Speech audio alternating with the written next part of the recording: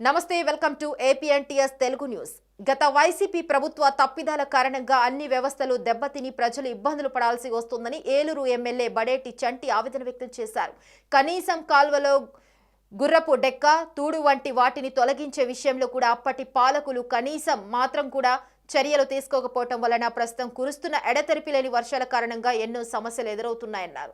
ఏలూరు పోడంగి వద్ద ఉన్న బ్రిడ్జి వద్ద తమ్మిలేరు నీటి ప్రవాహాన్ని ఆయన పరిశీలించారు. అలాగే గుర్రపు డెక్క తొలగించే పనులను పరిశీలించి తగు సూచనలు చేశారు. మరి 2 రోజులుగా భారీ వర్షాలకి మరి ఏలూరు జిల్లా అన్ని కూడా వాగులు అన్నీ కూడా పొంగుతున్నాయి. అలాగే తమ్మిలేరు కూడా మరి రావడం జరిగింది.